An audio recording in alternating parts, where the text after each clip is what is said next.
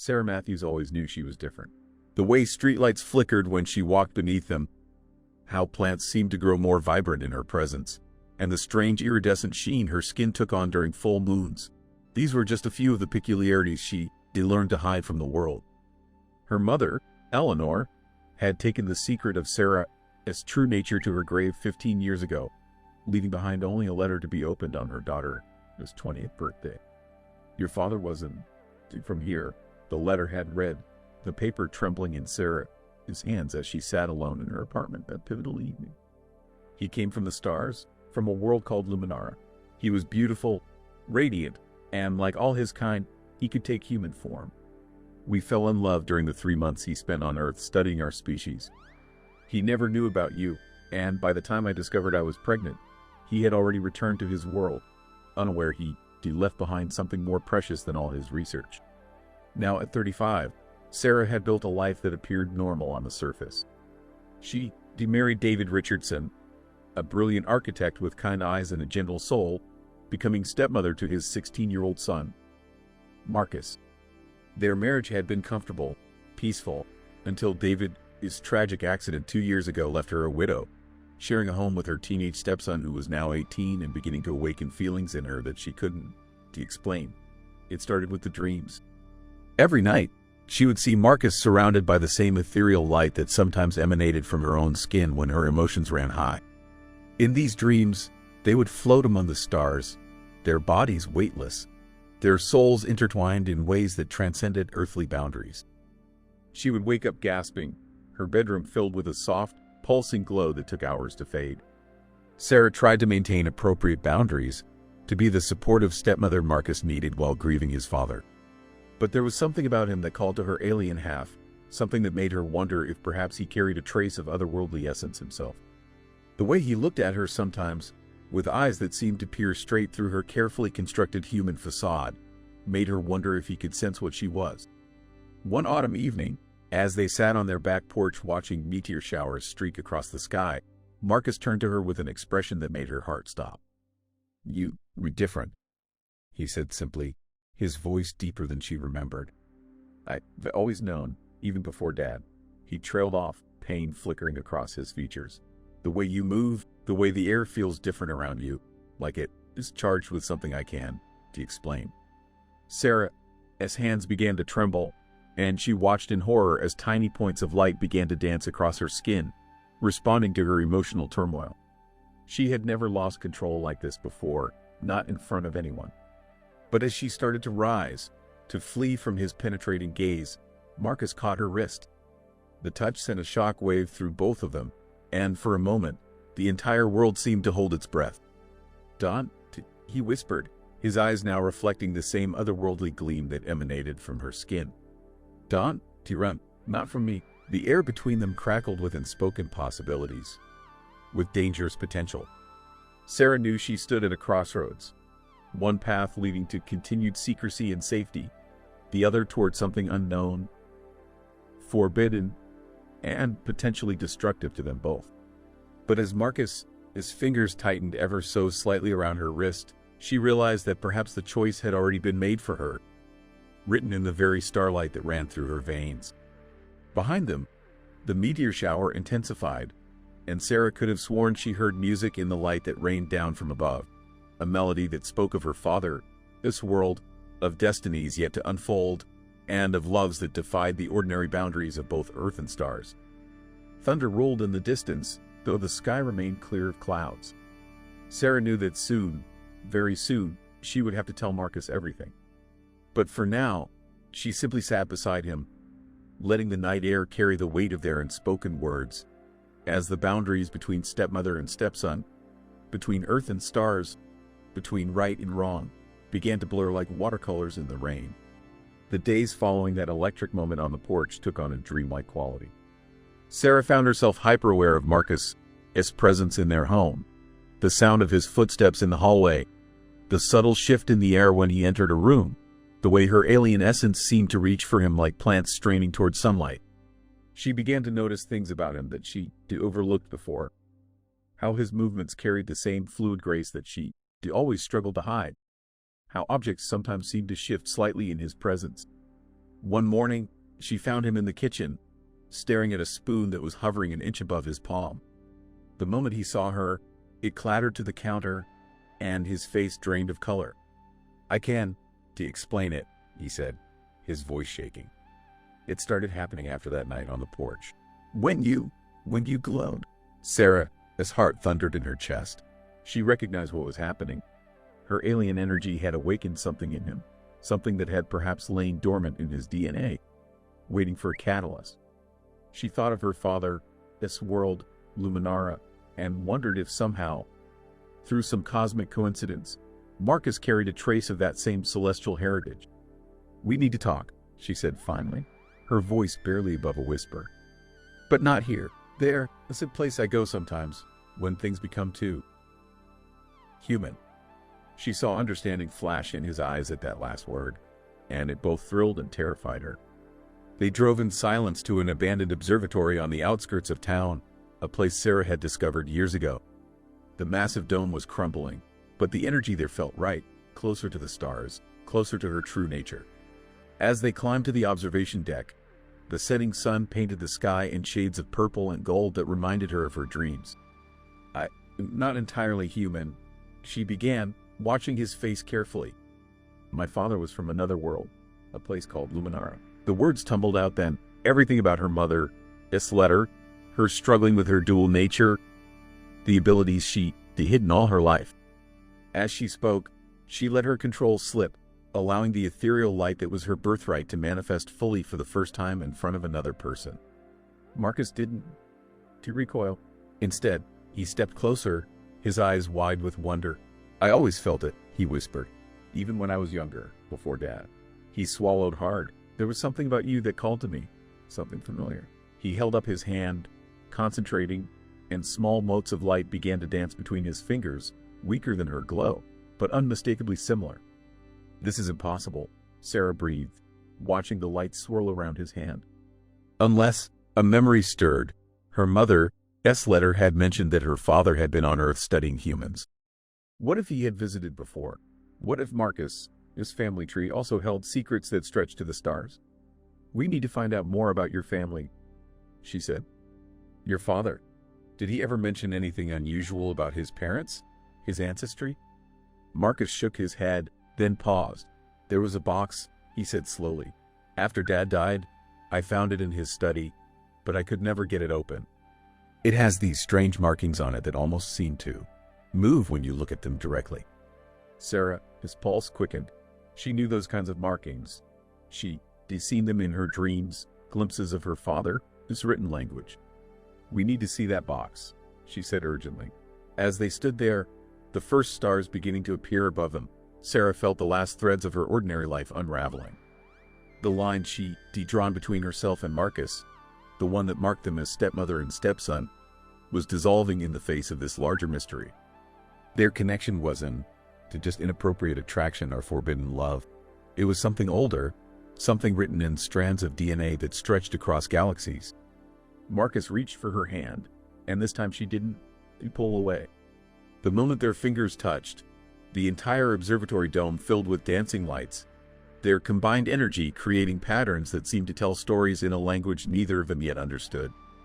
In that moment, Sarah realized that fighting her feelings for Marcus wasn't just futile. It might be fighting against the very destiny that had brought their bloodlines together across the vast expanse of space. As they stood there, bathed in starlight and their own ethereal glow, Sarah knew they had passed the point of no return. Whatever answers lay in that mysterious box, whatever revelations awaited them, they would face them together.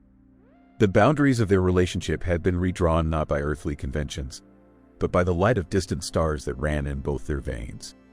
Behind them, the old observatory's mechanisms grown to life for the first time in decades, the dome beginning to rotate of its own accord as their combined energy awakened something ancient and sleeping in its gears. Above them, a single shooting star carved a path across the darkening sky, a reminder that some loves, like some destinies, transcend the ordinary boundaries of both worlds and hearts. The box sat between them on the kitchen table, its surface swimming with symbols that shifted like oil on water. In the pre-dawn light filtering through the windows, Sarah could finally see what Marcus meant about the markings. They weren't to just engravings. They were alive, pulsing with a faint luminescence that matched the glow she sometimes emanated. "It was my grandmother," Marcus said quietly, running his fingers along the edge of the box. "Dad said she gave it to him on her deathbed, made him promise never to open it until the light returns." I never understood what she meant. Sarah's breath caught in her throat. "When did she die?" 35 years ago. Marcus, his eyes met hers. "The same year you were born." The implications hung heavy in the air between them. Sarah reached for the box, and the moment her fingers touched its surface, the symbols flared to life. They rearranged themselves before their eyes, forming patterns she somehow recognized. Star maps, genetic sequences, and words in her father's language that she suddenly realized she could read. "It is a message," she whispered, her voice trembling. "From my father to his daughter." Her fingers traced the glowing symbols. "But not to me, to your grandmother, Evelyn. She was his first child on Earth." Marcus sat back, his face pale. "Are you saying?" "Your grandmother was my half-sister," Sarah said, the truth of it resonating through her entire being. "That is why you have these abilities. That is why we feel this connection. We share the same celestial bloodline." The box clicked and hummed, segments of its surface shifting and sliding until it opened like a flower blooming in fast motion. Inside lay a crystal, roughly the size of a palm, that seemed to contain a universe, swirling galaxies and nebulae trapped within its faceted surface. As Sarah lifted it, memories that weren't her own flooded her consciousness. She saw her father, beautiful and otherworldly, visiting Earth multiple times over decades, falling in love with humans who caught his attention. She saw Evelyn as a young woman, discovering her powers, keeping the secret her mother had sworn to protect. She saw David, Marcus, his father, accepting the box from his mother, never knowing the full truth of his heritage but sensing there was something different about his son. "He left this for us," Sarah said, the crystal warming in her hands. "A way to understand who we are, and a way to contact Luminara." Marcus reached out, his fingers brushing the crystal alongside hers. The moment they touched it together, the kitchen disappeared. They found themselves standing in what seemed to be a vast chamber made of light, and before them stood a figure that Sarah instantly recognized from the depths of her soul. "Father," she breathed. The being smiled, its form shifting between human and something gloriously alien. "My children," it said in a voice that seemed to bypass their ears and speak directly to their hearts. "The seeds I planted on Earth have finally bloomed together." "Why?" Marcus asked, his hand finding Sarah's. "Why did you leave us? Why did you stay?" "Our role was never to stay," the being explained gently. "We are watchers, gardeners of sorts. We plant pieces of ourselves across the cosmos, letting them grow into new forms, new possibilities." But sometimes, it smiled again, and the chamber filled with images of Earth, its history, of human evolution, of love stories that stretched across generations. Sometimes our seeds find each other, drawing together across time and space, creating connections we never could have planned. Sarah felt tears rolling down her cheeks, but they floated upward like tiny stars. "The feelings between us are both human and celestial," her father finished. "Your human forms may have met through chance, but your celestial essences have been reaching for each other since before you were born. In our world, such bonds transcend what humans would call family. They are cosmic, eternal, joining of souls that were always meant to find each other." The chamber began to fade, the crystal's power waning. But before the vision disappeared completely, their father left them with one last message. "You are not bound by Earth, its conventions, nor by Luminara, its traditions. You are something new, a bridge between worlds. Your love, complex as it may seem to others, is part of a greater pattern, a new constellation in the cosmic dance." They came back to themselves in the kitchen, the crystal now dark in their hands, but the truth of their connection blazing brighter than ever. The box had given them answers, but more importantly, it had given them permission to be who they were, to love as their hearts demanded, to forge a path that belonged neither fully to Earth nor to the stars, but to the space in between. Sarah looked at Marcus, seeing him now not as her stepson, but as what he truly was, her cosmic complement, the other half of a story that began generations ago in the heart of a starborn wanderer. The morning sun broke through the windows, catching the crystal and sending rainbow refractions dancing across their skin. A reminder that some loves are written not in the laws of men, but in the light of distant stars. The weeks following their encounter with Sarah, as father through the crystal, were filled with profound changes. Their home became a sanctuary of discovery as they learned to control their growing powers together. Windows would frost with intricate patterns when they laughed. Plants would burst into bloom when they walked past. And sometimes, in moments of pure joy, they would find themselves floating inches above the ground. But with their newfound understanding came new challenges. The world outside their door still operated by earthly rules and expectations. They knew they needed to keep their true nature hidden, but the energy between them was becoming harder to conceal. Light seemed to bend around them when they were together, and electronic devices would flicker and fail in their presence. One evening, as they practiced controlling their abilities in the backyard, Sarah noticed a car slowing down outside their house. The neighbor, Mrs. Henderson, was staring at them with wide eyes. They had forgotten to maintain their human glamour, and their skin was gleaming with stellar luminescence. "We need to leave," Marcus said, taking her hand. "We can't stay here anymore. Someone is going to notice eventually." Sarah knew he was right. Their connection, their powers, their very existence defied earthly explanation. But the thought of leaving behind everything they knew filled her with uncertainty. Where would we go? The answer came that night in their dreams, shared visions of a place high in the mountains, far from prying eyes, where the barrier between earth and stars grew thin. In this dream, they saw others like them, descendants of the star wanderers, living in secret communities, helping each other understand their dual nature. The next morning, Sarah found a letter in the crystal box that hadn't been there before. It contained coordinates and a single line in the flowing script of Luminara: "You are not alone."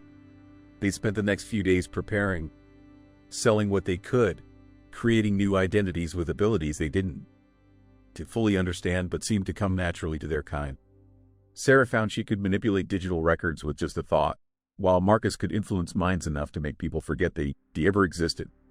The night before they planned to leave, an unexpected visitor arrived at their door. It was an elderly man with eyes that seemed to hold galaxies. He introduced himself as Thomas, another of Sarah, whose father, his children from decades past. "I've been watching over you both," he said, his form shimming slightly in the lamplight. "There are more of us than you know. We've built a place where our kind can live freely, where the union of celestial souls isn't bound by human constraints." He told them of a hidden valley in the mountains, where the northern lights danced year-round, shielding their community from prying eyes. A place where dozens of hybrid families lived, teaching each other to bridge their dual natures, to be both human and something more. "Your love, I said, it just allowed there," Thomas said softly. "It celebrated. Where we come from, souls call to souls across lifetimes, across dimensions.